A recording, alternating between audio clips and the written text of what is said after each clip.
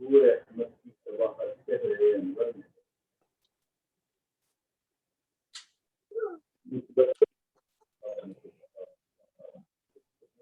کی آواز صاف نہیں ہے.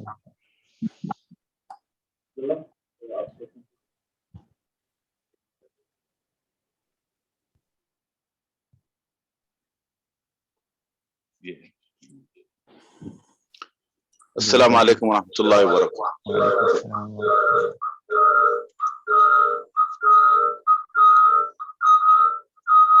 منقبت جی عرض کریے. منقبت بی بی فاطمہ الزہرا پیش خدمت ہے کہ روح احمد کی شباہت چہرے انور میں ہے. چلے گا عبداللہ؟ سبحان اللہ. روح احمد کی شباہت چہرے انور میں ہے، جوہر پیغمبری زہرا تیرے پیکر میں ہے. تو ہوئی ہے مصطفیٰ کے گود میں پل کر جواں، لمحہ لمحہ تیرا چشمے ساقی کوثر میں ہے. تیرا جوڑا خلد سے لائے تھے جبریل امی، رخصتی تیری حیا و شرم کے زیور میں ہے. پا سکا کوئی نہ انسانوں میں بعد از انبیاء، جو فضیلت علم کی زہرا تیرے شوہر میں ہے. نوع انسان کو نہ حاصل ہو سکے گی تا ابد، نوع انسان کو نہ حاصل ہو سکے گی تا ابد، ایک وہ تخصیص شرف جو آل پیغمبر میں ہے. مریم و حوا کو بھی رشک آئے شاید دیکھ کر، جو نجابت اس نبی کی لاڈلی دختر میں ہے. ان کے در سے بھرنے آیا ہوں میں کشکول مراد، دھوم جن کے لطف و احسان کی زمانے بھر میں ہے. یہ وہ گھر ہے جس کا ایک ایک فرد ہے طبعاً غنی، فقر ہے گھٹی میں داخل خسروی ٹھوکر میں ہے. صورت و سیرت میں ہے یک رنگ زہرا وہ رسول، شان جو مظہر نے پائی وہی مظہر میں ہے. کربلا وہ طیبہ وہ مشہد ہو یا ارض نجف، تیرے پاکیزہ لہو کا رنگ ہر منظر میں ہے. مقطع پیش خدمت ہے کہ اے خوشا قسمت میرا سیارہ اے نسبت نصیر، محو گردش پنجتن کے سرمدی محور میں ہے. جزاک اللہ خیر. جزاک اللہ خیر. حبیب صاحب، ہم سمجھتے ہیں کہ حبیب صاحب کے اتنے جامع احوال پر مشتمل کلام حضرت سید پیر نصیر صاحب کے بعد مولانا مشتاق صاحب کو بھی بہت کچھ سوچ رہا ہوگا کہ وہ سنائیں، تو آپ سے بھی چند لحن یا تحت میں آپ جس انداز سے چاہیں ایک نعت شریف یا منقبت سنائیے. آپ چاہیں تو آپ اپنا کیمرہ بھی آن کر سکتے ہیں. آپ کے منتظر.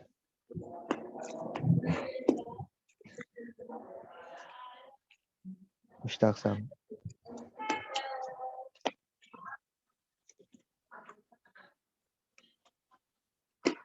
مشتاق صاحب اگر ہیں.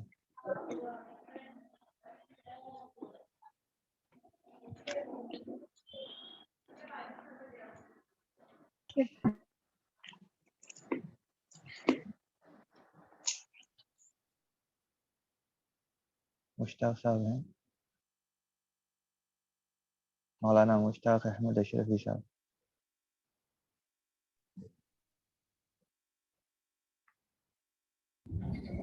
ٹھیک ہے جوائن کریں. حضرت مشتاق صاحب آف لائن ہو گئے بولتے ہیں، پھر ٹرائی کر رہے ہیں. دیکھیے تو انشاءاللہ مجھے لگتا ہے بلا تاخیر سٹارٹ کر دیں گے. ٹھیک ہے چلیے. الحمدللہ حبیب صاحب، حبیب جانی صاحب فضلانی بہت اچھی انداز سے محظوظ کر دیا اپنے کلام سے، جیسا کہ وہ ہمیشہ کرتے ہیں. اپنا ایک مخصوص کلام ان کا ایک ہتھیار ہوتا ہے جو ہمیشہ موجود رہتا ہے. الحمدللہ. السلام علیکم ورحمۃ اللہ. وعلیکم السلام. مشتاق صاحب تشریف لا چکے ہیں، تو آپ سے بھی ایک کلام سماعت کر لیں تو سب محظوظ. کتنی دیر کے لیے میں پڑھوں حبیب؟ آپ 2 منٹ 3 منٹ آپ جیسا بہتر سمجھیں. ٹھیک ہے میں پڑھ رہا ہوں. 5 منٹ تک اللہم صلی علی سیدنا محمد وعلی آل آپ کو سیدنا اجازت محمد ہے. کما تحب کیمرہ بھی آن وترضى. کر سکتے ہیں آپ جی جی اگر جی چاہیں تو. میرے تو موبائل میں نہیں ہو رہا لیکن اس میں اوکے جو ہے ٹھیک وہ کر دیتا ہوں واضح موبائل. صلاۃ و سلام علیک یا حبیبی یا سیدی یا رسول اللہ صلی صلی اللہ اللہ تعالی علیہ علیہ وسلم. وآلہ وسلم. مدینے سے بلاوا آ رہا ہے.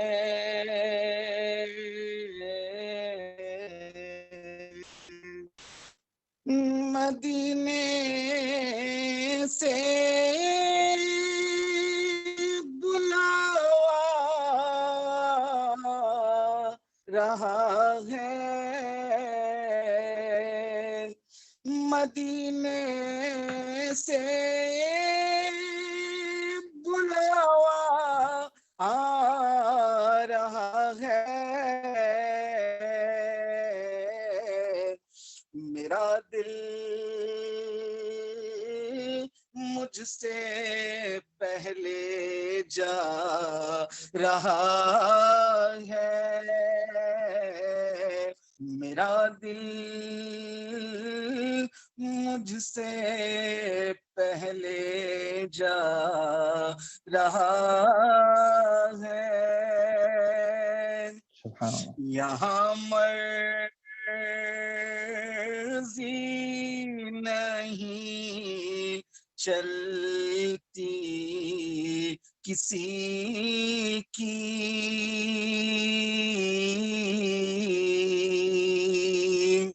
یہاں مرضی نہیں چلتی کسی کی. مدینے والا ہی بلوا رہا ہے. سبحان اللہ.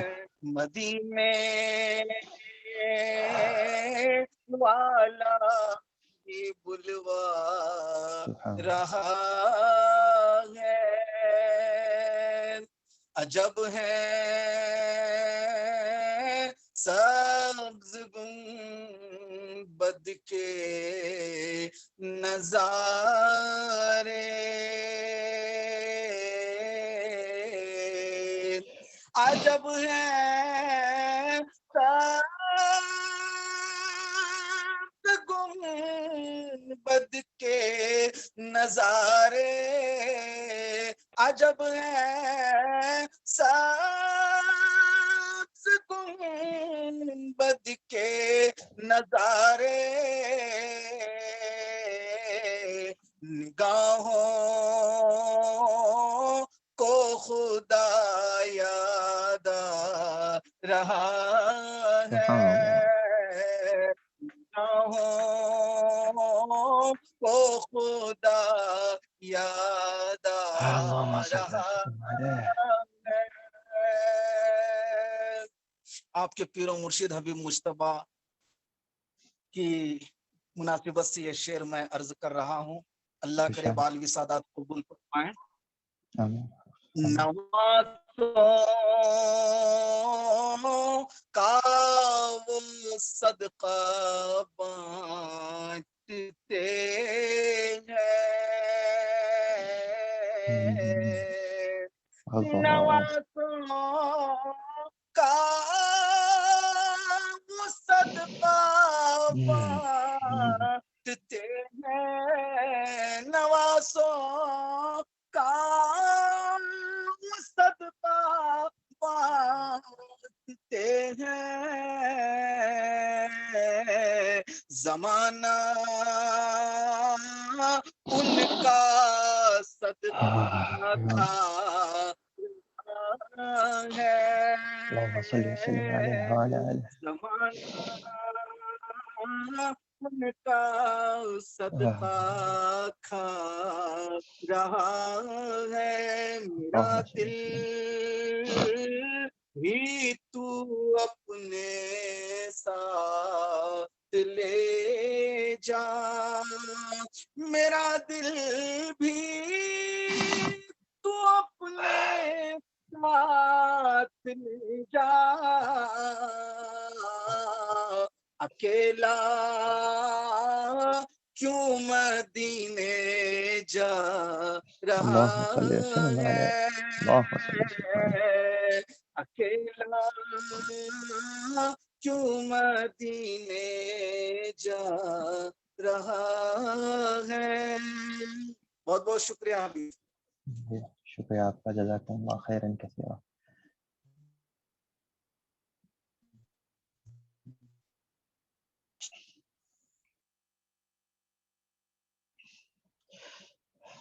السلام علیکم ورحمۃ اللہ وبرکاتہ. الحمد للہ رب العالمین والصلاة والسلام علی سید الانبیاء وشرف المرسلین وعلى آلہ الطیبین الطاہرین واصحابہ الاکرمین الافضلین اجمعین، اما بعد فاعوذ باللہ من الشیطان الرجیم، بسم اللہ الرحمن الرحیم. معزز و مکرم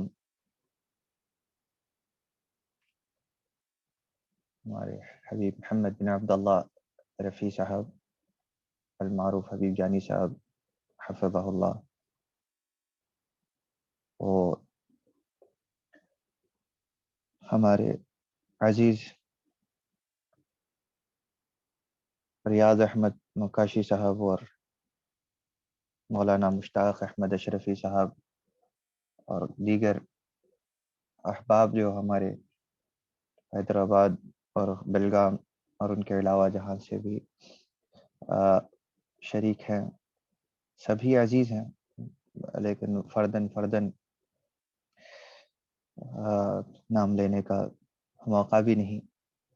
لیکن بالخصوص ان تین کا نام اسی لیے لیا گیا کہ ہمارے حبیب جانی صاحب اور مولانا مشتاق صاحب کے پاس میں وہ انداز ہے اور شاید ان کے ایمان کی کیفیات ہے کہ وہ ہمیشہ محظوظ کر دیتے ہیں اپنے کلام سے. اور یقیناً ایسا منظر تھا کہ محسوس ہوا کہ میں حیدرآباد میں ہمارے احباب کے ساتھ، حبائب کے ساتھ بیٹھ کر محفل میں شریک ہوں. بس یہاں تصورات ہی ہیں، یہاں حقیقی مجالس بہت کم میسر آتی ہیں. لیکن ریاض صاحب کا اسی لیے نام لیا گیا کہ ان کے وہ ایک ذریعہ بنے یہ تمام چیزوں کے لیے. ہر چند کے بہت سارے احباب پرسنل بھی میسج کرتے رہے تھے دروس کے لیے، اور بالخصوص حبیب جانی صاحب کے پاس میں جو ہمارا ہر اتوار درس چلتا تھا، اس کے لیے بھی، اس کو بھی واپس سے آگے بڑھانے کے لیے بھی بہت سارے میسیجز ہیں. انشاءاللہ ہم اس کے اوپر بھی کام کریں گے، حبیب جانی صاحب سے بات کریں گے.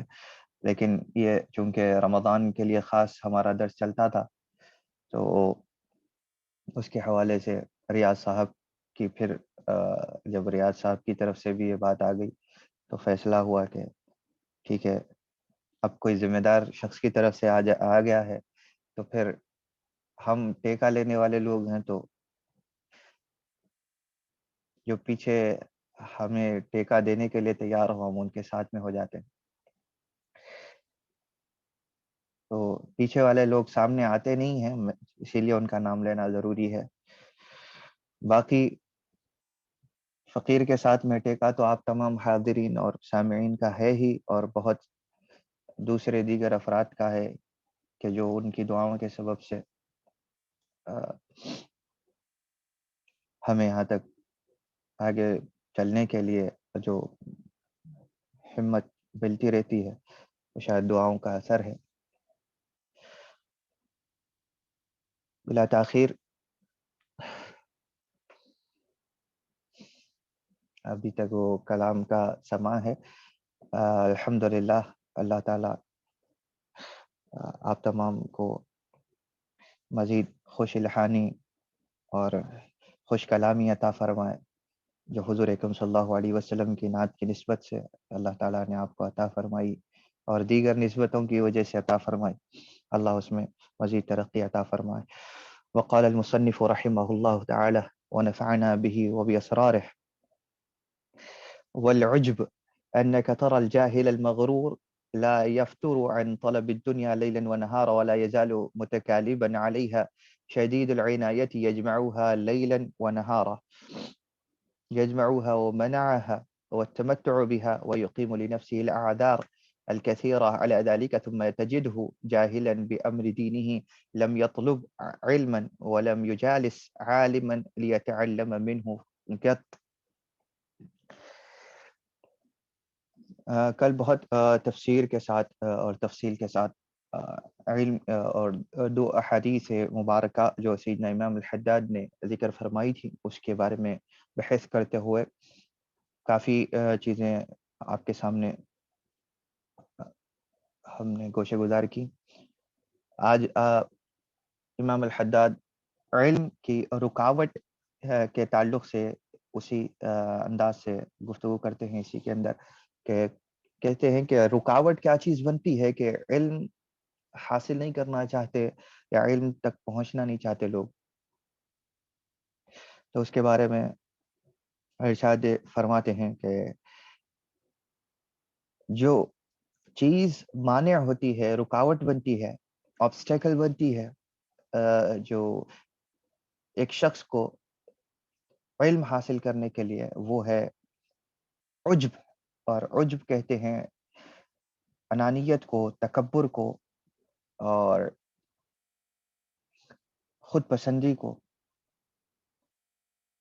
اور یہ عجب کے تعلق سے حضور اکرم صلی اللہ علیہ وسلم نے کثیر احادیث بیان فرمائی، اور عجب اگر تو وہ صحابہ کے اندر میں بھی پایا جاتا، اور بے شک پایا جاتا تھا، یہ حضور کی تربیت تھی کہ ان کے نفس سے یہ تکبر اور خود پسندی کے خواہشات ختم ہو گئیں، اور سب سے سخت ترین مرحلہ حضور ہی کو اللہ تعالیٰ نے عطا فرمایا کہ ایسی قوم میں بھیجا جو آسانی کے ساتھ میں کوئی بات پر راضی نہیں ہو سکتی تھی۔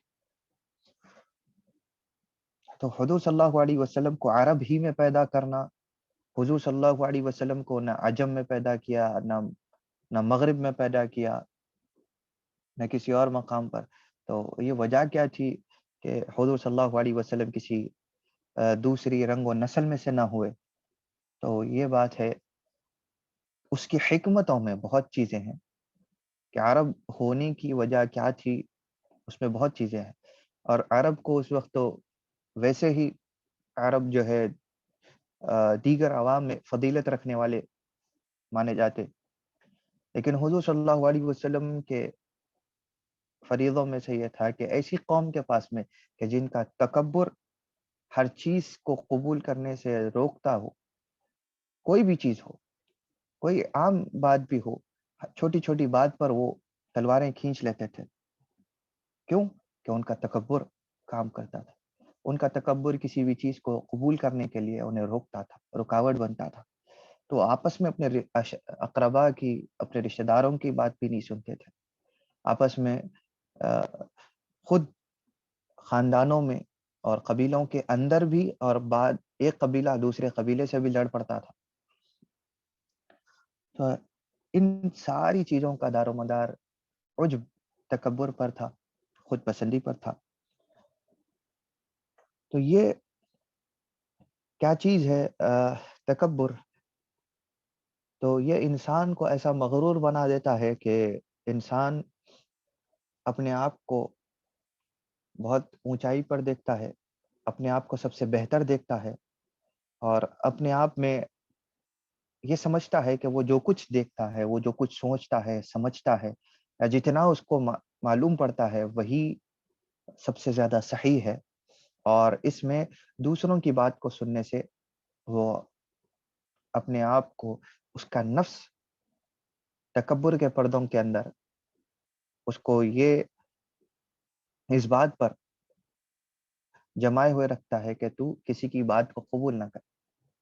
آپ دیکھیں تو یہ تو عرب کی بات اسی لیے نمونہ قرار دی گئی، تو اب اس کا مطلب یہ نہیں ہے کہ وہ عرب کے اندر ہی ہے. آپ اپنے آس پاس دیکھیں، اپنے اندر دوسروں کو دیکھنے کی بجائے خود کو ہی دیکھیں، خود کے گھر میں دیکھیں کہ کسی بات پر ایسی ہٹ دھرمی کرتے ہیں کہ ہم اپنی بات کو صحیح کرتے ہیں اور سامنے والے کی بات کو سمجھنا نہیں چاہتے کہ کیا کہا جا رہا ہے. کبھی ماں باپ کچھ کہہ رہے ہیں تو اس بات کی طرف متوجہ ہی نہیں ہونا چاہتے، کیونکہ ہمیں ہماری بات کا پردہ رہتا ہے کہ ہم صحیح ہے اور جو کچھ ہم نے ہمارے تجربے سے جو کچھ سمجھا ہے وہی صحیح ہے. اور اس کی وجہ سے کبھی ماں باپ کی نصیحتوں کو نہیں قبول کرتے، کبھی بھائی بہن کی آپس کی نصیحتوں کو قبول نہیں کیا جاتا کیونکہ ہم اپنے آپ کو صحیح سمجھتے ہیں.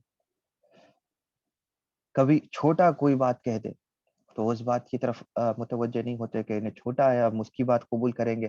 اب کبھی یہ ہو جاتا ہے کہ پتہ ہوتا ہے کہ ہم غلط ہیں، لیکن چھوٹے کی بات اس لیے قبول نہیں کرنا چاہتے کہ اگر اس چھوٹے کی بات کو قبول کریں گے تو یوں ہو جائے گا کہ ہم کم علم والے ہیں یا ہمارے اندر کمی ہے یا ہم جھک گئے. ایسی چیزیں بہت ساری دیکھنے میں آتی ہیں، جبکہ چھوٹا کبھی بڑا نہیں بنتا، لیکن چھوٹے کی بات صحیح ہو سکتی ہے، اس بات کو مانا جائے تو بہت ساری چیزیں آسان ہو جاتی ہیں. آپس میں نصیحتوں کو قبول کیا جائے یا آپس میں اگر کوئی باتوں میں اختلاف ہو تو اس اختلاف کو صحیح سوجھ بوجھ کے ساتھ اگر ختم کیا جائے تو سارے کام آسان ہو جاتے ہیں، لڑائی جھگڑے آسان ہو جاتے ہیں. روزمرہ کی زندگی کی دیگر جو تکالیف ہے، نجی تکالیف ہے، وہ آسان بن جاتی ہیں. تو یہ عجب کیا کرتا ہے؟ غرور پیدا کرتا ہے. اپنے آپ کو اور کسی کو اپنے کو بہت زیادہ اچھا سمجھنا اور بہت زیادہ علم والا سمجھنا یا بہت زیادہ تجربے کار سمجھنا. زندگی سال ہا سال گزار لیں لیکن بعض چیزیں ایسی ہو جاتی ہیں. رسول اللہ صلی اللہ علیہ وسلم کی حیات مبارکہ میں ملتا ہے کہ بڑے بڑے سرداران مکہ تھے، سرداران قریش تھے، جو گہرے گہرے جو امور تھے، جو حادثات تھے جو پیش آ چکے تھے، تو اس کو حل کرنے کی ان کے پاس میں سکت نہ ہوتی. اور حضور صلی اللہ علیہ وسلم جب کبھی مجالس میں آ جاتے تو ایک آسان سا جملہ یا ایک آسان سا نسخہ دے دیتے جس کی وجہ سے سال ہر سال کی نسلوں کی دشمنیاں ختم ہو جاتی. یا کوئی ایسی بات جیسا کہ دیکھا گیا کہ جب خانہ کعبہ کی جدید تعمیر کی گئی، حضور اکرم صلی اللہ علیہ قبل از اعلان نبوت جب خانہ کعبہ کی تعمیر نو ہوئی، اس کے بعد حجر اسود کو رکھے جانے کا مسئلہ پیش آیا تو وہاں پر بھی تلواریں نکل گئی تھی. تو وہاں بھی حضور صلی اللہ علیہ وسلم کا ایک آسان سا نسخہ کام کر گیا. تو وہاں پہ وہ لوگوں نے یہ نہیں دیکھا، تھے عرب، تھے جاہل، لیکن پھر بھی اس کے باوجود ان کے اندر یہ بات نہیں آئی کہ ہم کیسے اس بات کو قبول کریں کہ یہ ہم اتنے بڑے ہیں عمر میں اور رسول اللہ صلی اللہ علیہ وسلم بہت ہی کم عمر تھے اس وقت. تو کہا کہ یہ تو ایک نوجوان ہے، اس کی بات کو کیسے سنیں، نعوذ باللہ استغفر اللہ. ایسا نہیں سوچا. تو جب نہیں سوچا اور حضور کی بتائی ہوئی بات پر عمل کرنے لگے تو کام آسان ہوگا اور امن و امان کے ساتھ میں حجر اسود کی تنصیب ہو گئی دوبارہ. تو مقصد یہ ہے کہ اب آپ کہیں کہ وہ حضور صلی اللہ علیہ وسلم تھے تو حضور کا بچپن، تو ہم وہی بات دہرائیں گے جو کل کہی تھی کہ حضور کی حیات مبارکہ کو نمونہ ہی اس لیے قرار دیا گیا ہے ہمارے لیے کہ ہم حضور صلی اللہ علیہ وسلم کی سیرت سے وہ نمونے اختیار کریں اور وہ چیزیں نکالیں پہلوؤں سے حضور کا کوئی عمل اس لیے نہیں ہے کہ آپ بحیثیت امتی آپ یہ سمجھے کہ ارے وہ رسول اللہ صلی اللہ علیہ وسلم تھے اور یہ ہمارے لیے ممکن نہیں ہے، وہ حضور صلی اللہ علیہ وسلم تھے، انہیں کیا رسول اللہ صلی اللہ علیہ وسلم جیسا ہو سکتا ہے جو ہمیں سکھا رہا ہے وغیرہ وغیرہ۔ تو دیکھیے، حیات سے سبق لینے کا مطلب یہ نہیں ہوتا کہ مثلیت ہو۔ مثلیت کے لیے ضروری نہیں کہ کوئی چیز بتانے کے لیے، کسی کے نقش قدم پر عمل کرنے کے لیے ضروری نہیں ہوتا کہ مثلیت ہو۔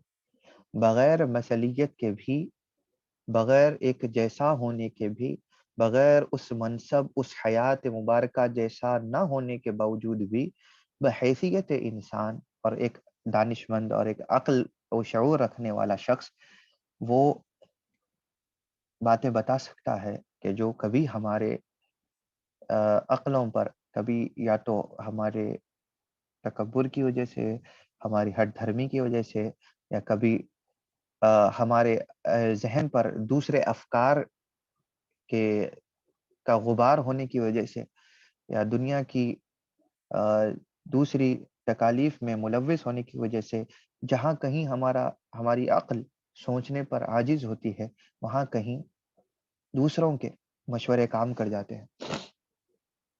تو کیا ہوتا ہے کہ امام الحداد فرماتے ہیں کہ عجب ایسی چیز ہے کہ ایک شخص کو وہ جاہل اور مغرور بنا کر رکھ دیتی ہے، اور صبح شام وہ دنیا میں کمانے میں لگا ہوا رہتا ہے۔ صبح شام اس کو یہی فکر ہوتی ہے کہ کیسے اپنے مال میں زیادتی کروں، کیسے اپنے مال کو بڑھاؤں، کیسے کتنا کما لوں۔ ولا یزال متکالبا علیہا شدید العنایت یجمعها ومنعها، کہ وہ اتنا زیادہ دنیا کو چاہنے والا بن جاتا ہے کہ وہ اس کو چاہتا ہے، اسی کو سنبھالنا، اسی کے سنبھالنے میں لگا ہوا رہتا ہے، کہ یعنی کہ اس کا محافظ بن جاتا ہے۔ اب یہ اتنا کمایا ہے، اب اس کو کیا کروں؟ دیکھیے، جن کے پاس حد سے زیادہ مال ہے وہ بھی فکر مند ہے کہ یہ پیسہ کدھر لگاؤں کہ میں حساب و کتاب محاسبین سے بچ جاؤں۔ اب اس کے لیے صحیح جملہ نہیں بولنا چاہتا، تو کیونکہ ہم یہ دروس جو دے رہے ہیں، یہ بھی کبھی کبھی ایسا ہوتا ہے کہ وہ بھی مانیٹر کیے جاتے ہیں جس کے بارے میں ہمیں پتہ نہیں ہوتا۔ تو محاسبین جو ہوتے ہیں ان سے بچنے کے لیے، اپنے مال کو بچانے کے لیے کیا کرتے ہیں، اس کو پھر کہیں پہ لگانے کے لیے فکر مند رہتے ہیں کہ اس کی حفاظت ہو، میرے پاس جو مال ہے وہ محفوظ رہ جائے۔ تو کیا کروں کہ کسی ایسی جگہ لگا دیتا ہوں، یا کہیں ایسی جگہ یہاں رکھ لوں، وہ اکاؤنٹ میں ڈالوں، یہ اکاؤنٹ میں ڈالوں، یا جو بھی ہو، تو وہ اس کی محافظت میں لگ جاتا ہے۔ پھر اس مال کو بچانے میں لگا رہتا ہے، اور اس مال کو پھر اسی طریقے کے ساتھ میں اس کے اندر مسرور رہتا ہے کہ ہاں میرے پاس اتنا مال آ گیا، چلو آج اتنا فائدہ ہو گیا، آج میں یہ کما لیا، آج میں نے اتنی محنت کر لی، یا میں نے اتنے گھنٹے زیادہ کام کیا، اتنا آ گیا۔ تو یہ سب تو سوچتا ہے، لیکن اپنے دین کے بارے میں اتنی فکر نہیں کرتا۔ یعنی ایسا سوچنا غلط نہیں ہے، لیکن ایسا سوچنے والا اپنے دین کے بارے میں فکر نہیں کرتا کہ کیا کھو رہا ہے، کام کر رہا ہے۔ جیسا کہ میں مثال یہیں کی دوں کہ تجربہ جو یہاں ہو رہا ہے، کہ بہت سارے اسٹوڈینٹس یہاں پہ آتے ہیں، یا دیگر لوگ آتے ہیں، دور دراز کے سفر طے کرتے ہیں، تو آنے کے بعد اپنا سارا وقت یا اکثر وقت جو ہے جاب پہ لگا دیتے ہیں، اور کمائی کے پیچھے رہ جاتے ہیں کہ میں اتنا کماؤں تو مجھے یہاں پہ یونیورسٹی کی فیس بھرنی ہے، اتنا کروں گا گھر بھیجنا ہے، یا اتنا ہے تو اپنے اخراجات نکالنے ہیں وغیرہ وغیرہ، اس کے بعد میں اتنا بچانا ہے، یہ کرنا ہے، وہ کرنا ہے۔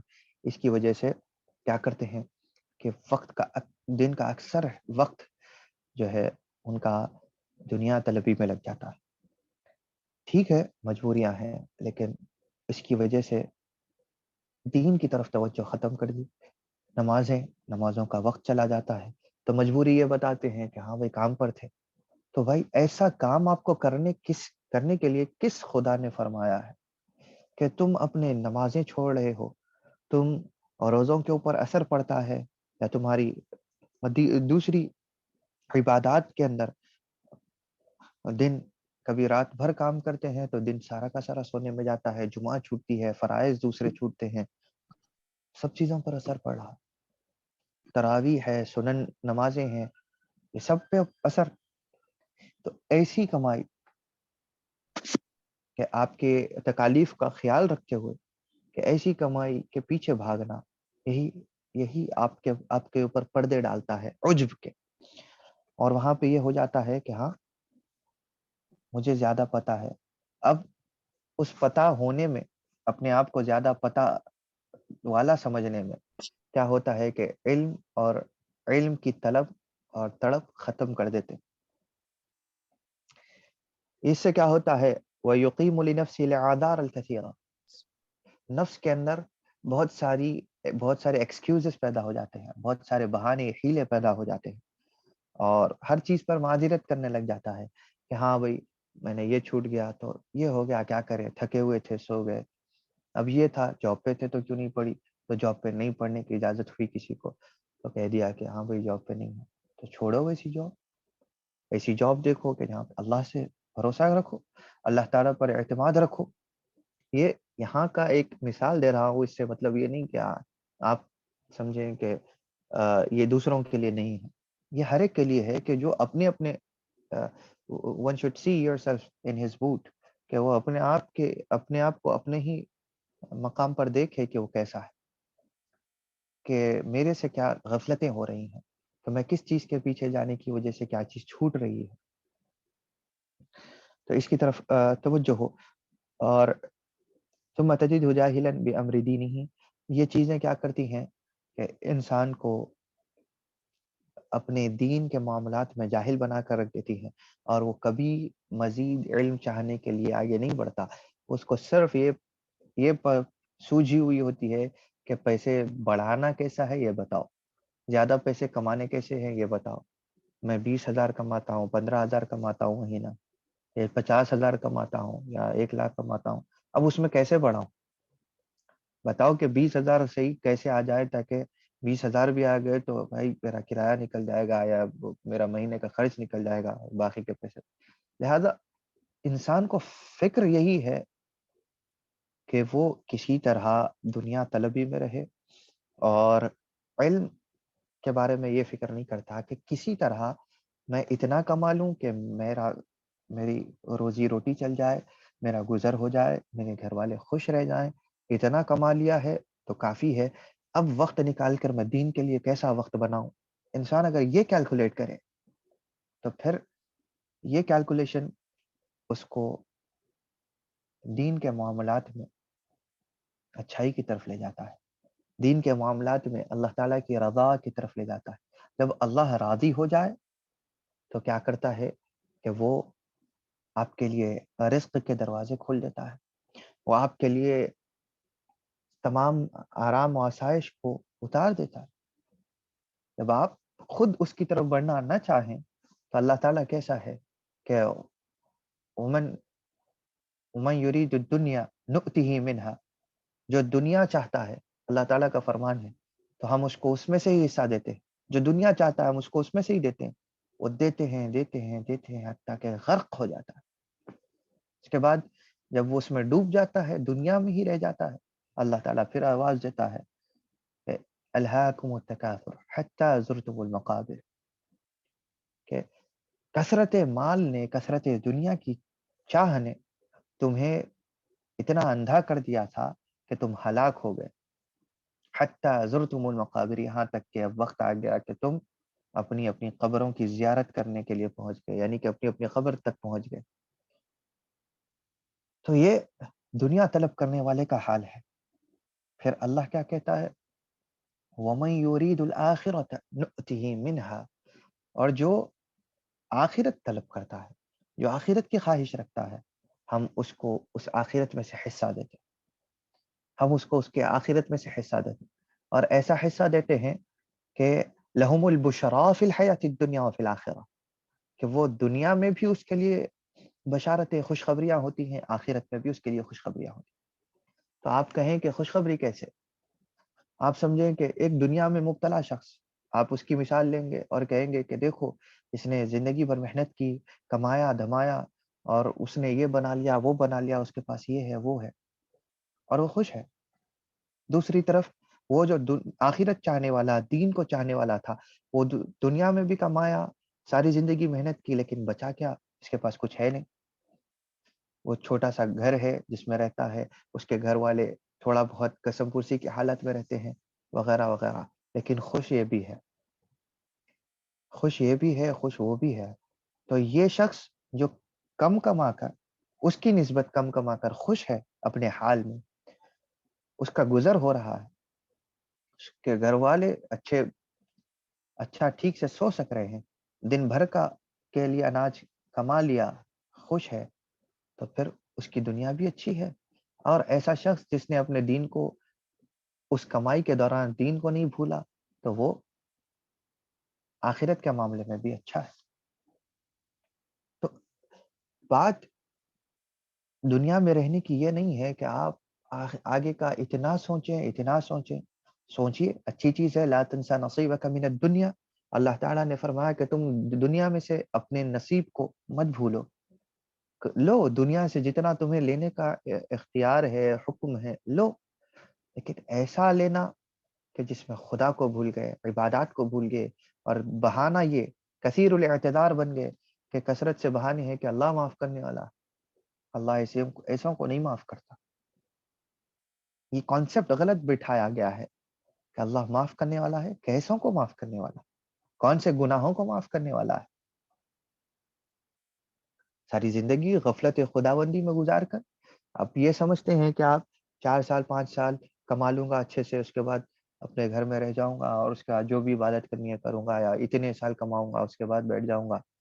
یہ ساری زندگی انسان کہتا ہے، اور کبھی ویسا بیٹھنا نصیب نہیں ہوتا۔ اور کیا پتا کہ جب تک آپ کی زندگی باقی رہے نہ رہے، کتنے ہمارے دوست احباب ہیں جن کا انتقال ہو گیا، یا آپ جاننے پہچاننے والے ہیں، اسی عمر میں گزر گئے۔ اب ہمیں ان کا حال تو پتا نہیں ہے، لیکن کیا پتا کہ اگر کل کو ہم ایسے ہی سوچنے والے، ہمارا بھی انتقال ہو جائے، اور ہم دنیا سوچنے میں ہم چلے گئے، اور کیا منہ دکھائیں گے؟ ہم تو یہ سوچنے میں لگے تھے کہ یہ ہو جائے گا تو عبادت کر لیں گے، ایسا ہو جائے گا، اتنا کر لوں گا تو عبادت کروں گا، وہ اتنا کبھی ختم نہیں ہوا۔ اور کیا ہی خوب کہا شاعر نے، اور آج کے احوال کو دیکھ کر، کہ جس ماحول میں رہ رہا ہوں، اس کے ذاتی تجربات کو دیکھ کر، اور بعض اپنے مقام پر اپنے وطن میں بھی بعض افراد کو دیکھ کر جو محسوس ہوتا رہا، اس کی بنا پر کہ وہ شعر صادق آتا ہے کہ اے نوید مسیحا تیری قوم کا حال عیسیٰ کی بھیڑوں سے ابتر ہوا، اس کے کمزور اور بے ہنر ہاتھ سے چرخ نے چھین لی برتری یا نبی۔ اور اب تو آشوب حالات نے تیری یادوں کو بھی دھندلا دیا، کچھ ایسا شعر تھا، میں اشعار یاد کرنے میں بڑا کمزور ہوں۔ تو کہا کہ اس کا خلاصہ ہے کہ حالات نے اتنے پردے ڈال دیے کہ جو حضور اور اللہ اور اس کے رسول کی یادوں کے جو مناظر تھے، وہ بھی اگر دل و دماغ سے اوجھل ہو رہے ہیں، تو ایک ایسی دنیا ہے، ایک ایسا جینا ہے، کس چیز کے پیچھے بھاگ رہے ہیں؟ دن بھر اسی کے پیچھے گزرتا ہے۔ یہاں لوگوں کو دیکھا جاتا ہے کہ چھٹی میں ہوتے ہیں تو بجائے چھٹی کو سکون، اپنے خود کے ذاتی سکون کے لیے اور غنیمت سمجھ کر اس کو کچھ تو بھی عبادات میں صرف کرنے کے لیے، یا اللہ کے دین کے لیے کچھ نہ کچھ صرف کرنے کی بجائے اس میں بھی لگے رہتے ہیں کہ ہاں اب یہ اس سے کیا کیا جائے، اب یہاں سے کیا بڑھا جائے، یہاں سے کیا کیا جائے۔ پھر ایسوں کی کا حال یہ ہے، جب دین کی بات ان کے سامنے پیش کی جاتی ہے تو پھر عقل پر ایسے پردے ہیں، عجب کے، تکبر کے، عناد کے، غرور کے، گھمنڈ کے، تو وہ کہتے ہیں کہ نہیں آپ غلط ہیں اور ہم صحیح۔ کوئی اہل علم میں سے کوئی جاننے والا اگر کچھ بتاتا ہے اور یہ ابھی نو بتا رہے ہیں، اب یہ سکھائیں گے ہمیں. ایسا سوچ کر انسان تباہی کی طرف اپنا راستہ چل رہا ہے. اور بڑا تعجب اور افسوس ہے ایسے انسان کے اوپر کہ وہ کتنا جہل کی طرف بڑھ رہا ہے اور کیسی کیسی چیزیں اختیار کر رہا ہے. فَإِنْ قِيلَ لَهُ فِي ذَلِكَ يَحْتَجْ لِنَفْسِهِ بما يسقط به من عين الله من عدم الفراغ وكثرة الأشغال، مع أن الله وله الحمد قد يسر له طلب العلم بوجوده العلماء بقلة المؤونة في التعلم القدر الواجب من العلم، وأمر الدنيا على الضد من ذلك فلا يكاد ينال منها شيئا يسيرا إلا بحسر ومشقة وتعب كثير. کہ ایسے شخص کو جب اس کو کہا جاتا ہے، اس شخص کو کوئی یاد دلائے اور کہا جاتا ہے کہ دیکھو تم اپنے اعمال کو درست کرو اور اپنے نفس کو صحیح درست راستے پر لے جاؤ، کہ تم کیا کر رہے ہو اپنے نفس کے حال کے ساتھ.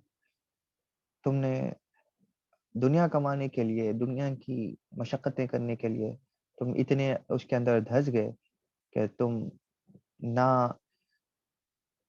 جو ہے نا اپنے سامنے موجود علم کے دروازوں کو دیکھ رہے ہو، نہ تم یہ چاہتے ہو کہ تم کسی علماء کے پاس میں بیٹھ کر علم حاصل کرو، اور نہ تم یہ چاہتے ہو کہ اس دنیا سے ہٹ کر کوئی اگر کچھ بات کہے تو اس کو سننا چاہتے ہو، بلکہ اس کو ٹال دیتے ہو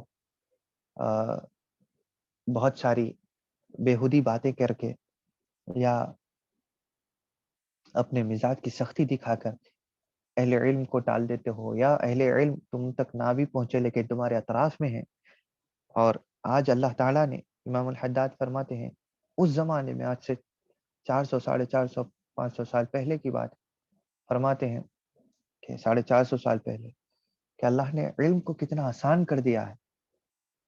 اطراف میں علم بھرا ہوا ہے لیکن لینا نہیں چاہتے لوگ، اور ان کے پاس میں صرف یہی ہے کہ وہ اپنے آپ کو مشکل میں ڈالے ہوئے ہیں، مشقت میں ڈالے ہوئے ہیں، اور بہت تھک جاتے ہیں دنیا کے پیچھے رہنے کی وجہ سے. دنیا اتنا تھکا دیتی ہے کہ اطراف کا علم نہیں دیکھ سکتے.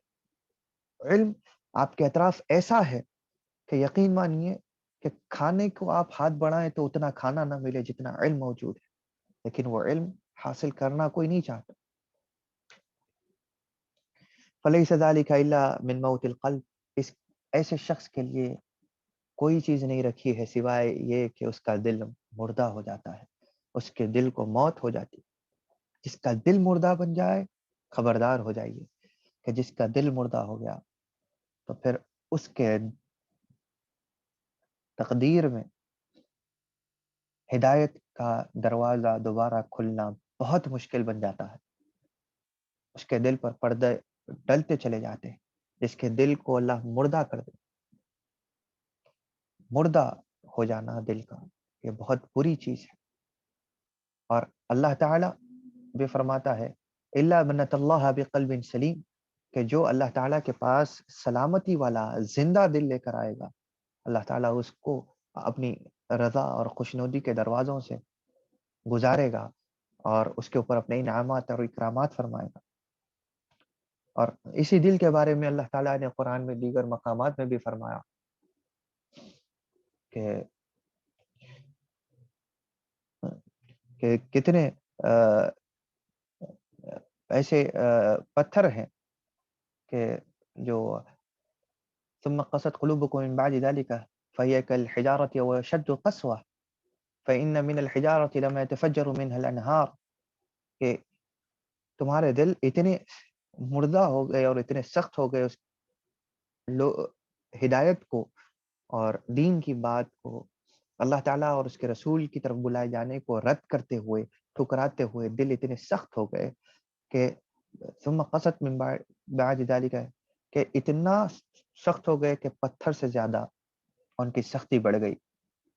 اور فرمایا اللہ تعالیٰ نے کہ لیکن دیکھو کہ پتھر میں بھی ایسے پتھر بھی ہیں کہ اگر ان کے سامنے اللہ کا اس کے رسول کا ذکر کیا جائے, اللہ کی بات کی جائے, لما یتفجر منہ الانہار, کہ ان کے درمیان سے چشمے بہہ جاتے ہیں, وہ پتھر پھوٹ جاتے ہیں, ان میں سے بھی نہریں بہہ جاتی ہیں.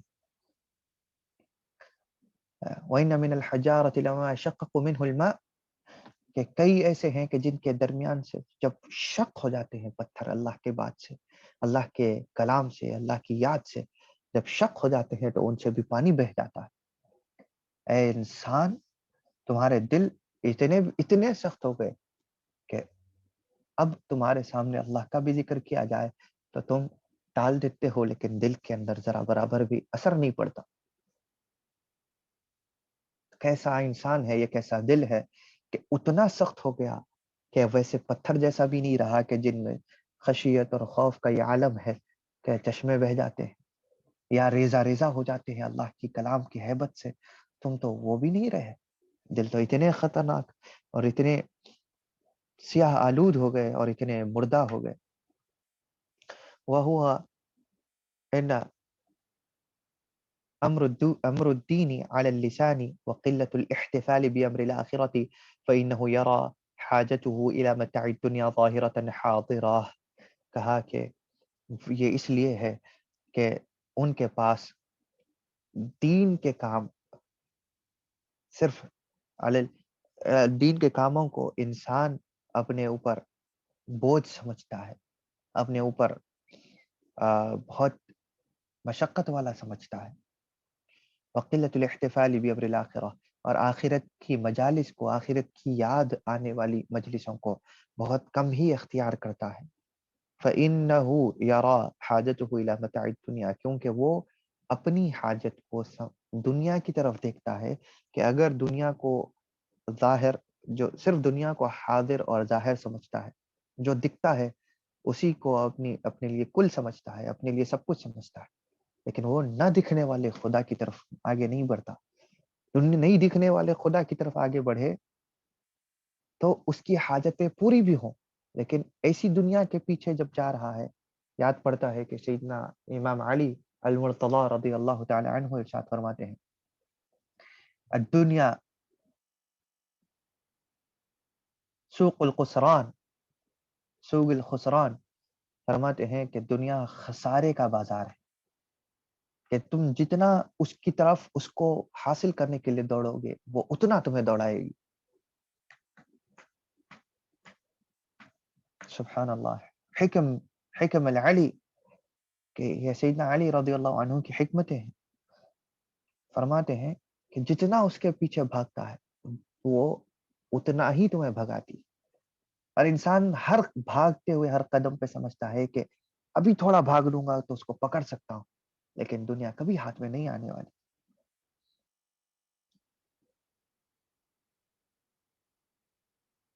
سبحان اللہ. اور اسی کو انسان حاضر سمجھتا رہا, لیکن آخرت کو دیکھیں, آخرت کی کوئی توجہ دیں تو آخرت ایسی ہے کہ آپ اس کے پیچھے بھاگیں تو آخرت کا حساب الٹا ہے.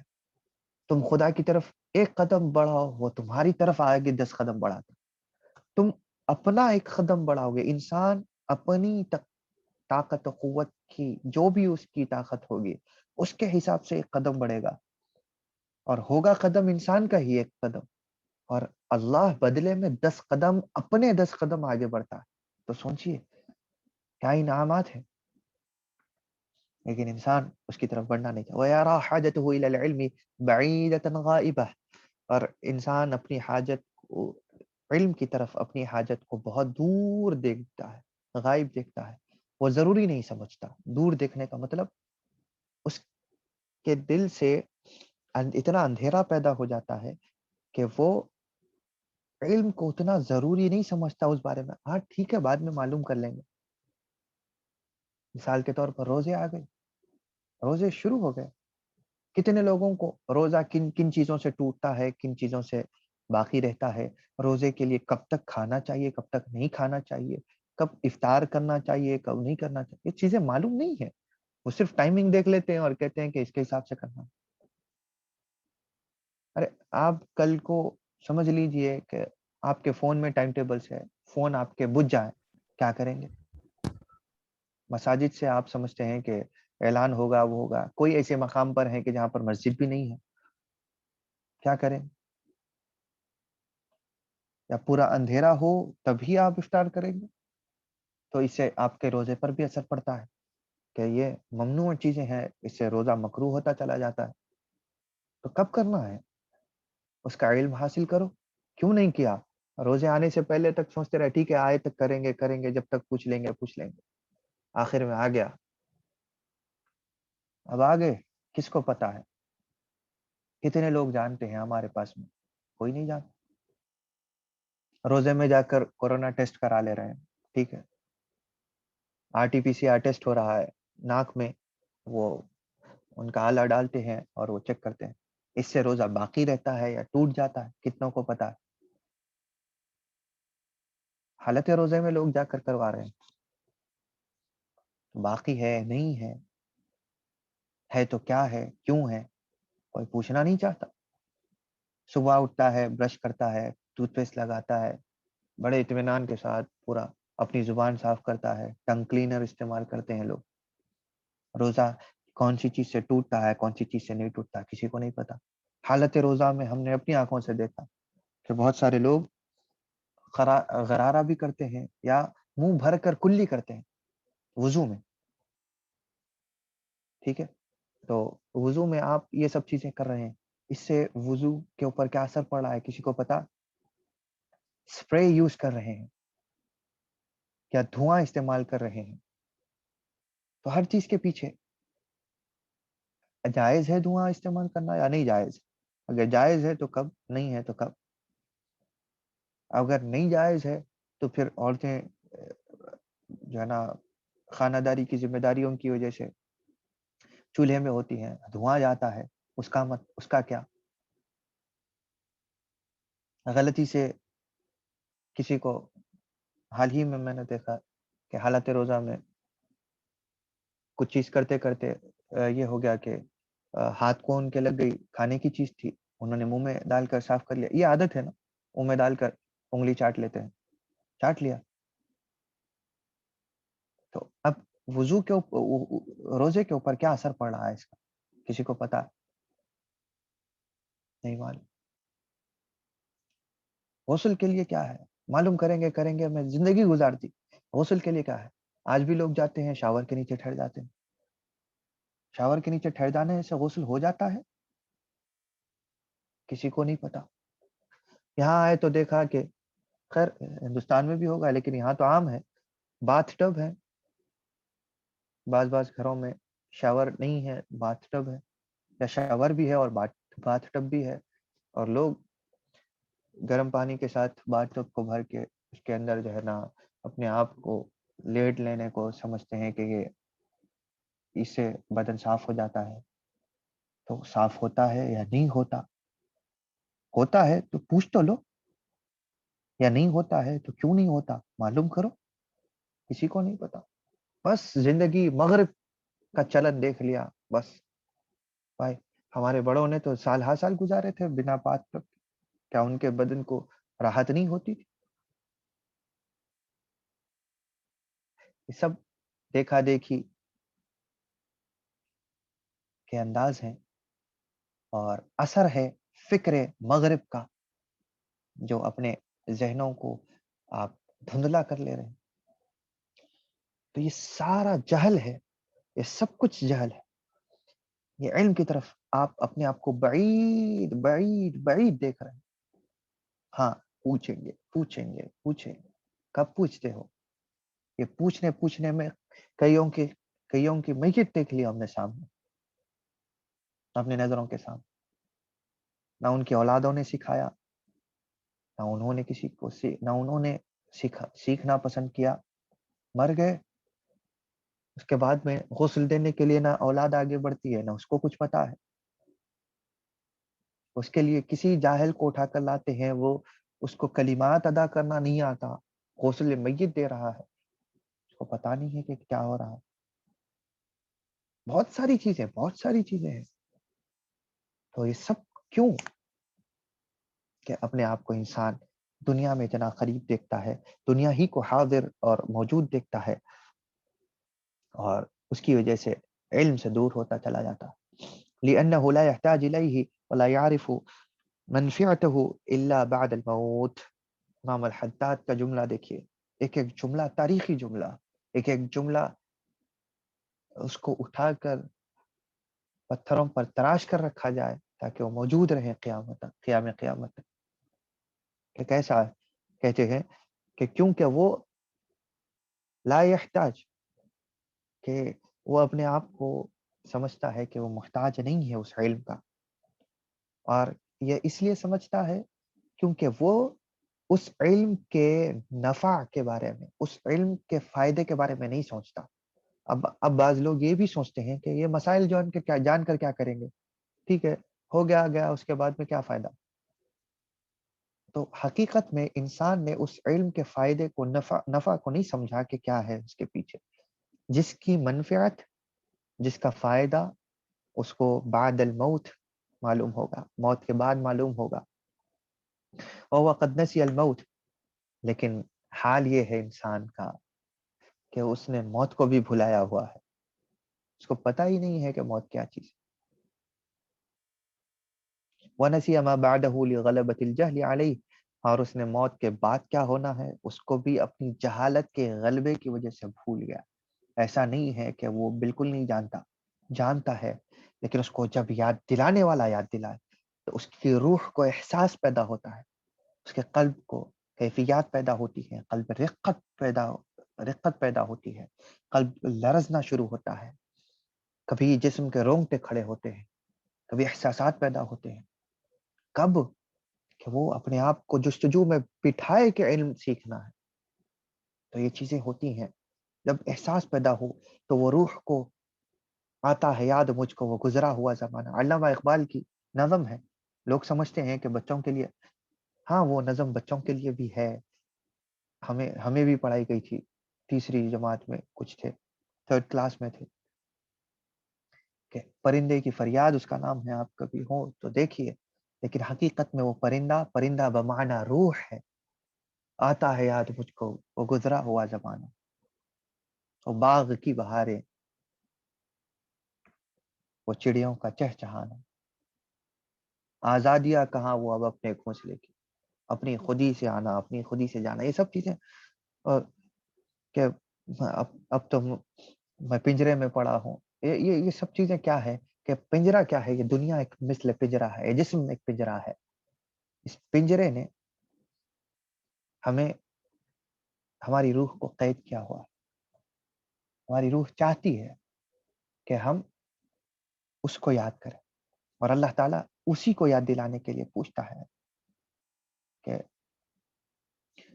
کہ کیا میں تمہارا رب نہیں ہوں, بار بار پوچھتا ہے. الہ مع اللہ, قرآن میں پوچھتا ہے کیا اللہ کے ساتھ کوئی اور خدا بھی ہے. پیسہ, دنیا, کیا اللہ کے ساتھ خدا ہے کہ تم جس کی طرف بھاگ رہے ہو. یا ایھا الانسان ما غرک بربک الکریم, اے انسان تجھے کس چیز نے اپنے رب سے بے پرواہ کیا ہوا ہے. ففروا الی اللہ, اللہ تعالیٰ کی طرف آؤ دوڑتے ہوئے. یا ایھا الناس انتم الفقراء الی اللہ, اللہ کہہ رہا ہے کہ انسان تم اللہ کی جانب فقیر ہو تو اللہ کے, محتاج ہو تو اللہ کے, اس دنیا کے نہیں. یہ دنیا کے لوگ, یہ تمہیں نوکری دینے والے, یہ لوگ تمہیں تمہارا رزق دینے والے نہیں ہیں, اللہ دینے والا.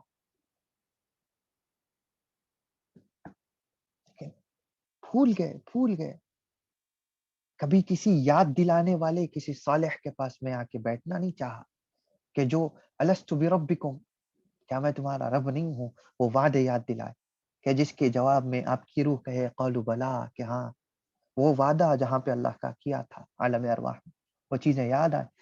کیوں؟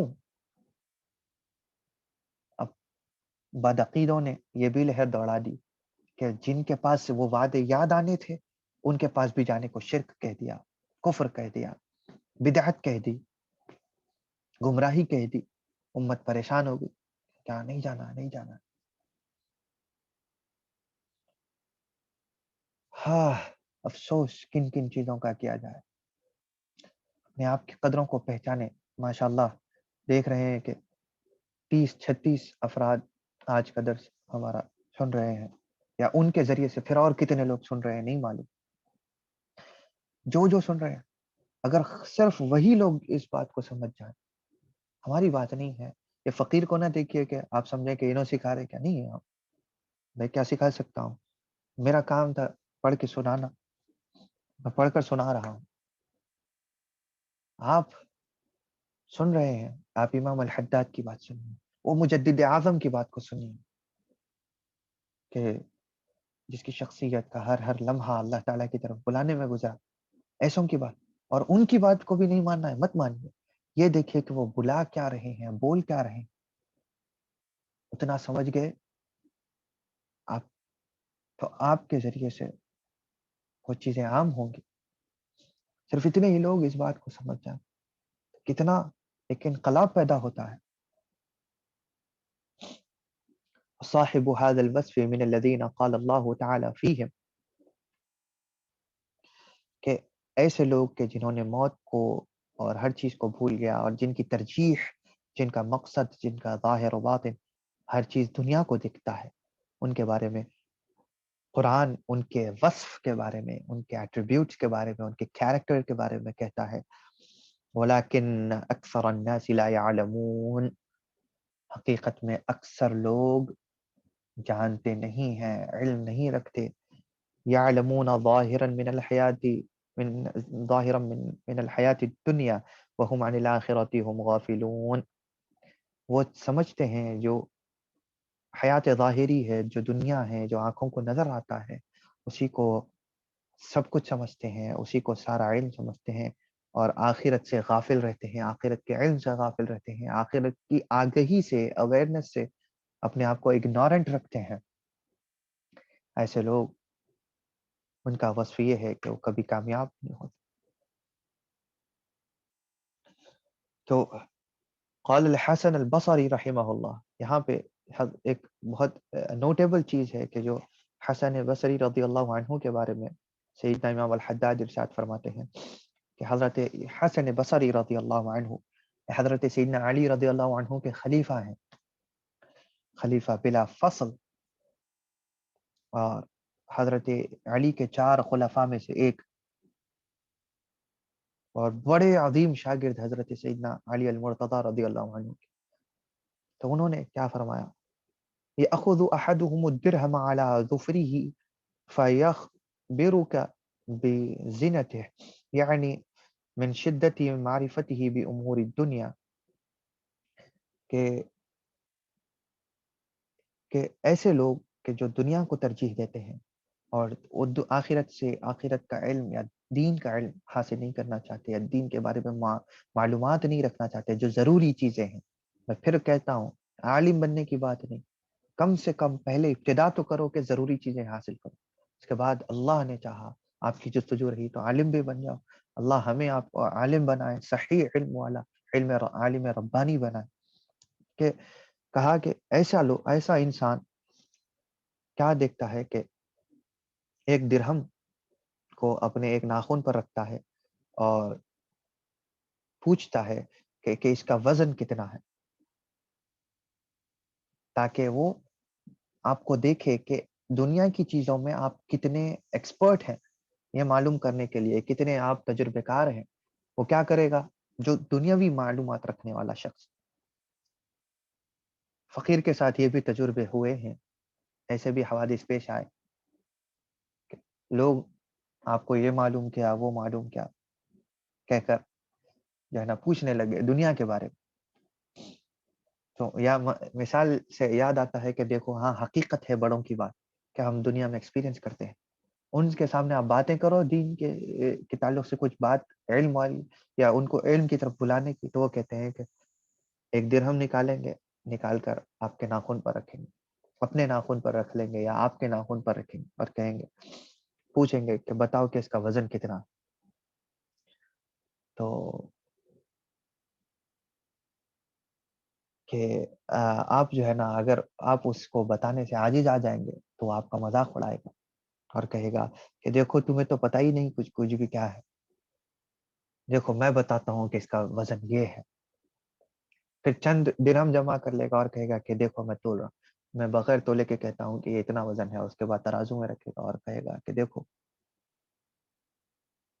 یہ تجربہ زندگی اور یہ صلاحیت کو اگر آپ دین کے لیے استعمال کریں تو بہت کارآمد ہو جائے گا، لیکن یہ چیز کا تجربہ حاصل کرنا، یہ ایکسپرٹائز حاصل کرنا آپ کے لیے واجب نہیں ہے، بالعکس کہ آپ اس شخص سے کہ قال ولو سألته عن شروط الطہارة والصلاة لم يعرف شيئا منها انتہا بمعناه، کہ آپ بالعکس ویسے شخص سے اگر آپ پوچھیں کہ طہارت کی شرطیں کیا ہیں، کنڈیشنز کیا ہیں طہارت حاصل کرنے کی، جاتا ہے واش روم جا کر آتے ہیں، صبح سے شام تک استعمال کرتے ہیں، شرم کی بات نہیں ہے، بات بتا رہے ہیں آپ کو کہ شرعی طور پر طہارت حاصل ہو رہی ہے یا نہیں ہو رہی، اسلامی اعتبار سے طاہر ہے یا نہیں ہے، پاک ہے یا نہیں ہے، نہیں معلوم کسی کو. طہارت لیتے کیسے ہیں؟ اب یہاں ویسٹرن کنٹریز میں ٹوائلٹ پیپر یوز ہوتا ہے، بہت کم جگہ آپ کو پانی ملے گا، وہ بھی کسی مسلمان گھر یا کوئی ادارے میں یا مساجد میں یا بعض مساجد میں بھی نہیں ہوتا. تو ٹوائلٹ پیپر ہے تو ٹوائلٹ پیپر کے استعمال سے طہارت کیسے ہوگی، اس کا طریقہ کار کیا ہے؟ جب طہارت ہی نہیں ہوئی تو وضو نہیں ہوگا، وضو نہیں ہوگی تو نماز نہیں ہوگی. آپ کہتے ہیں کہ اللہ جاننے والا ہے، اللہ قبول کرے گا. نعوذ باللہ، استغفر اللہ. یہ کیسا عقیدہ ہے آپ کا؟ آپ نے علم واجب حاصل نہیں کیا، اس پر عمل نہیں کیا، اور اس کے بعد آپ کہتے ہیں کہ اللہ معاف کرنے والا ہے یا اللہ قبول کرنے والا.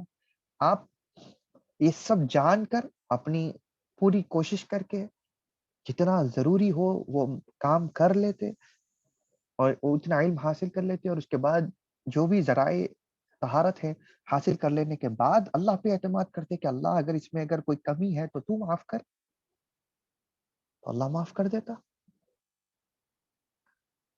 میں ایک مثال کہہ دے رہا ہوں. اسی طرح نماز کی شرطوں کے بارے میں پوچھو تو اس کو نہیں معلوم ہوں گی، لیکن آپ اس کے بارے میں پیسوں کے بارے میں پوچھو، دنیا کے بارے میں پوچھو، مشینز کے بارے میں پوچھو، لندن میں زندگی کیسے گزارنا ہے، آپ کو ماشاءاللہ ہمارے احباب مسلمان بہت ملیں گے آپ کو گائیڈ کرنے والے. یہاں ایسا ہے بھائی، یہاں پہ یہ ہے، یہاں یہ ہے. میں مثال اپنے تجربے سنا کر آپ کو یہ بتانا چاہتا ہوں کہ آپ اپنی زندگی میں دیکھیں. تو سبحان اللہ، یہ بار بار یہاں کے تجربے اس لیے بھی ذکر کر رہا ہوں کہ اللہ تعالیٰ نے موقع دیا، حالانکہ بہت کڑوے تجربے ہیں، لیکن اللہ نے موقع دیا کہ یہ بھی زندگی شاید معلوم ہو کہ کہاں ہے، کیسی ہے، کیسی گزر رہی، یہ کیا کیا چیزیں ہیں، خرابیاں اور خامیاں کیا ہیں، پتہ نہیں. اللہ کی حکمت وہ جانے. کوشش کر رہا ہوں کہ فقیر اینالائز کرے اور اس سے جو کچھ بھی ہو کہ اللہ کا مقصد کیا ہے یہ چیزیں بتانے کا، وہ حاصل کر سکے. تو کیا ہے کہ ہر جگہ پہ آپ کو دنیا کے بارے میں کچھ نہ کچھ ملے، آخرت کے بارے میں اس کو پوچھو، دین کے بارے میں پوچھو، مسلمان کیسے بنتے ہیں وہ پوچھو، نہیں معلوم.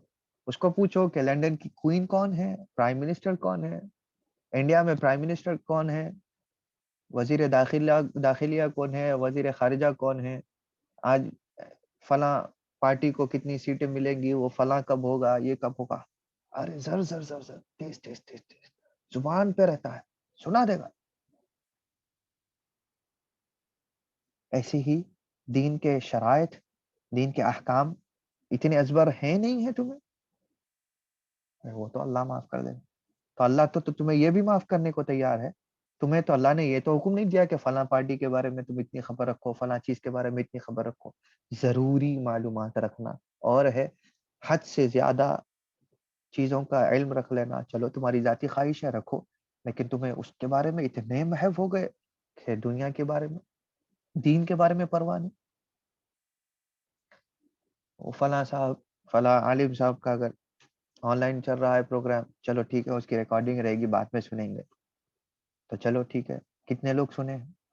نہیں. کبھی میں اپنی بات کہتا ہوں، کبھی میرے اساتذہ کے ہی کچھ پروگرامز ہوتے جو مجھ سے مس ہو جاتے، اور میں کیونکہ مصروف ہوتا تو میں سوچتا کہ بعد میں سن لوں گا، لیکن ایسا ہو جاتا کہ زمانہ نکل جاتا اس کا احساس کرنے کے لیے کہ ارے میں نہیں سن سکا.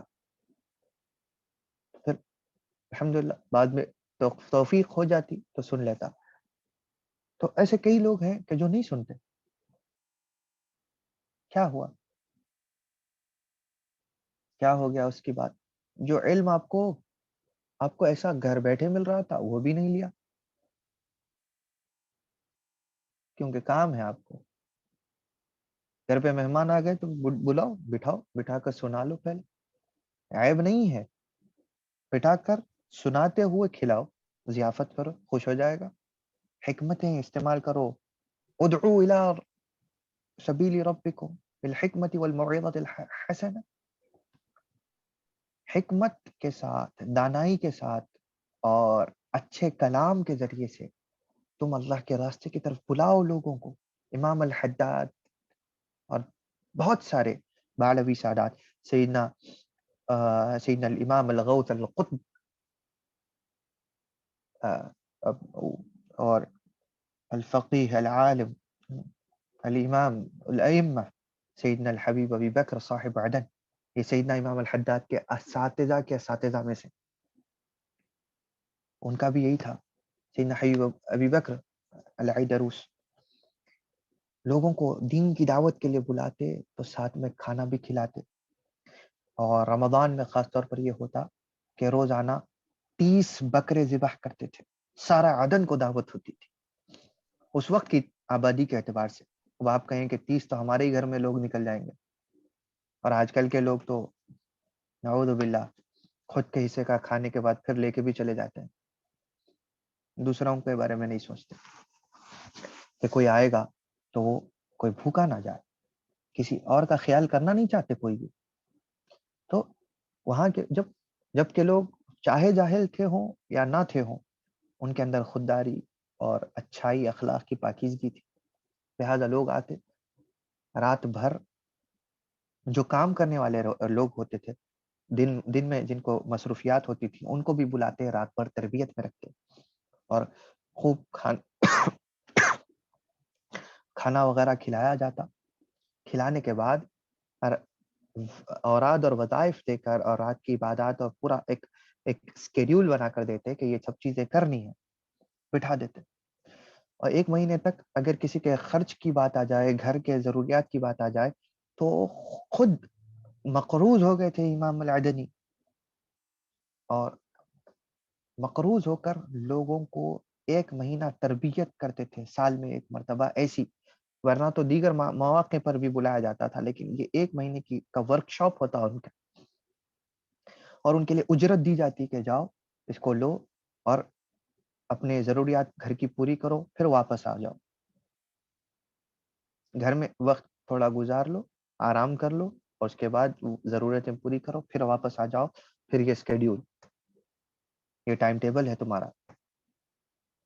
سیدنا امام الحداد لوگوں کو دعوتیں کر کر کے بلاتے تھے، اور اس پر اپنے اکابرین اور قرآن اور سنت اور بہت ساری چیزیں کی مجالس منعقد کرتے. اور لوگ ان سے پوچھتے کہ آپ جب دین کی تبلیغ کرنے کا آپ کا عجب انداز ہے، آپ ایسے کھانا وغیرہ سب پیش فرماتے ہیں، یہ سب کیا ہے؟ تو کہا کہ جو بغیر اس کے ہم ان کو بغیر غذاؤں کے یا سادے انداز سے جو عام طور پر جمعہ وغیرہ میں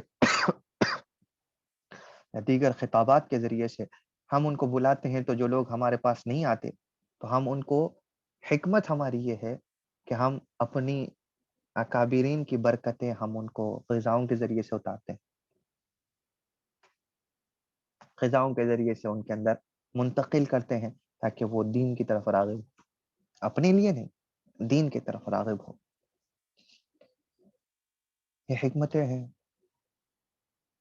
اللہ ان حکمتوں کے اوپر چلنے کرنے والوں کو سب کو سلامت رکھے اور ہم کو توفیق دے کہ ہم جہل چھوڑ کر، عجب چھوڑ کر، انانیت چھوڑ کر اپنے ذہن کو صاف و شفاف رکھے، صحابہ کے نقوش قدم پر چلتے ہوئے، حضور کے جانثاران کی نقوش قدم پر چلتے ہوئے، اور خود رسول اللہ صلی اللہ علیہ وسلم کے نقوش قدم پر چلتے ہوئے کہ کئی مرتبہ حضور کے منصب عالیہ، منصب نبوت نے ابو بکر کے مشورے لیے، عمر کے مشورے لیے، عثمان کے مشورے لیے، حضرت علی کے مشورے لیے، دیگر صحابہ کے مشورے لیے، اور کئی مرتبہ تو حضرت عمر کے دیے ہوئے مشوروں پر وحی کا نزول ہوا، اور حضور نے اسی لیے فرمایا الحق ينطق على لسان عمر، حق عمر کی زبان پر بولتا ہے.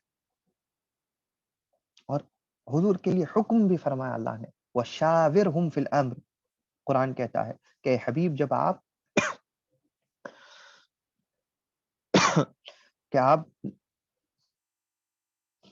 جب کسی چیز کا ارادہ کر لیں تو آپ اپنے صحابہ کو جمع کریں اور وَشَاوِرْهُمْ فِي الْأَمْرِ، اس کام کے بارے میں مشورہ کیجئے. حضور مشورہ کر سکتے ہیں، اللہ کا نبی اور رسول، اور وہ بھی حبیب سید المرسلین سید الانبیاء ہو کر وہ مشورہ کر سکتے ہیں. آپ کو ہمیں کیا ہے، ہم کیا سمجھتے ہیں اپنے آپ کو؟ نعوذ باللہ، استغفر اللہ. اللہ توفیق دے، اللہ صحیح راستے پر چلنے کی توفیق ہمیشہ عطا فرمائے، صحیح راستے پر چلائے. ہمارے اسلاف سلف صالح کی نقوش پر اللہ تعالی ہمیشہ عمل پیرا رہنے کی توفیق عطا فرمائے. ظاہر و باطن میں ان کے انوار، اسرار، علوم، خیر و برکات اللہ تعالیٰ عطا فرمائے. اللہ تعالیٰ ان جیسی فہم دے، ان جیسا عمل دے، اللہ تعالیٰ ان جیسی زندگی دے، اللہ تعالیٰ ان جیسا عمل دے، اللہ تعالیٰ ان جیسا قرب دے اللہ اپنی ذات کا اور اپنے حبیب اکرم صلی اللہ علیہ وسلم کا. اللہ تعالیٰ ان جیسا ان سے راضی تھا، اللہ تعالیٰ ہم سے ویسا راضی رہے. اللہ تعالیٰ ہمارے روزے اور دیگر عبادات کو اللہ تعالیٰ قبول فرمائے. جو کچھ بھی کمی بیشی ہو گئی اللہ تعالیٰ اس کو معاف فرمائے. جو کچھ ہمارے کہنے سننے میں ہم سے خطائیں ہوئی اللہ تعالیٰ اس کو درگزر فرما دے. صحیح دین، صحیح علم حاصل کرنے کی توفیق دے اور ہمیشہ صحیح لوگوں کے راستے پر رکھے، صراط مستقیم پر رکھے. اللہ تمام ہمارے حاضرین و سامعین کو صحت و سلامتی عطا فرمائے، جو اپنا وقت صرف کر رہے ہیں کچھ علم حاصل کرنے کے لیے، کچھ سمجھ حاصل کرنے کے لیے، دیگر مواقع پر دیگر علماء کے پاس میں جن کی صحبتیں ہیں، سیکھنے کے لیے، علم کے لیے. اللہ تعالیٰ ان تمام کو صحت و سلامتی دے اور یہ توفیق ہمیشہ ان کے ساتھ اللہ برقرار رکھے. جیسا کہ ہمارے عزیز، ہمارے مشفق حبیب جانی صاحب کا اکثر مقولہ ہے کہ وہ کہتے ہیں کہ اپنے بارے میں کہ میں نے اپنے والد کی صحبتوں سے یا علماء کی صحبتوں سے بہت کچھ حاصل کیا. تو الحمدللہ یہ صحبتوں کا اثر ہوتا ہے. تو یہ اس بارے میں بولنے کے لیے بھی پیچھے نہیں ہٹتے اور یہ بات کا اعتراف کرتے ہیں اور بتاتے یہ ہیں کہ دیکھیے کہ صحبتیں بڑا اثر کرتی ہیں. تو صحبتوں میں رہنا، صحبتوں سے حاصل کرنا، جو چیز بری ہو اس کو چھوڑ دیجیے، ذکر بھی مت کریے، لیکن جو اچھائی ہو قبول کریے. آپس میں ایک دوسرے کو برداشت کرنے والے بنیے. برداشت نہیں ہے تو صبر کہاں؟ اللہ تعالی ہمیں کمال ادب دے، کمال صحبت اور نسبت عطا فرمائے. وصلی اللہ علی خیر خلقہ سیدنا محمد وآلہ وصحبہ وبارک وسلم. والحمد للہ رب العالمین والفاتحہ الی حضرت النبی سیدنا محمد صلی اللہ علیہ وسلم. الحمد لله رب العالمين الرحمن الرحيم مالك يوم الدين إياك نعبد وإياك نستعين اهدنا الصراط المستقيم صراط الذين أنعمت عليهم غير المغضوب عليهم ولا الضالين آمين آمين آمين. اللهم آمين. اللهم اجعل جمعنا هذا جمعا مرحوما واجعل تفرقنا من بعده تفرقا معصوما ولا تدع فينا ولا منا ولا معنا ولا من أمة سيدنا محمد شقيا ولا محروما. ربنا آتنا في الدنيا حسنة وفي الآخرة حسنة وقنا عذاب النار. وصلى الله على النبي الأمجد رسول الله سعد سيدنا محمد وآله وصحبه وبارك وسلم. الحمد لله رب العالمين. کل کا درس انشاءاللہ آج کی طرح اللہ نے چاہا تو ٹھیک وقت پر شروع ہو جائے گا، اور ٹھیک 6 بجے انشاءاللہ اس کو شروع کرنے کے ساتھ ساتھ، یعنی ہمارے یہاں لنڈن کے ٹائمنگ کے اعتبار سے 6 بجے ہے، اور انشاءاللہ ٹھیک 10:30 بجے ہندوستانی وقت کے اعتبار سے شروع کریں گے، اور وہاں پر 11:15 بجنے سے پہلے کوشش رہے گی کہ اس کو ختم کیا جائے، کیونکہ پھر کل اور پرسوں تھوڑا فقیر کو کہ جاب ٹائمنگز ڈیفرنٹ ہے، آج الگ تھی، کل الگ ہے اور پرسوں الگ ہے، تو وقت آپ کی سہولت کے لیے یہی وقت اچھا ہے، تو ہم چاہتے ہیں کہ اس میں خلل بھی نہ ہو اور بات بھی پوری ہو جائے. تو آپ تمام اگر وقت پر جو ہے نا جوائن کر لیں، ہمارے ساتھ شامل ہو جائیں، تو انشاءاللہ آسانیاں ہو جائیں گی آپ کے لیے، ہمارے لیے، آپ کے لیے کچھ چیزیں چھوٹیں گی نہیں، گفتگو کا حساب اکثر حساب کو مل جائے گا. جزاک اللہ خیرا کثیرا. بہت بہت اللہ آپ تمام کو صحت و سلامتی کے ساتھ رکھے. وما علینا الا البلاغ. السلام علیکم ورحمۃ اللہ وبرکاتہ.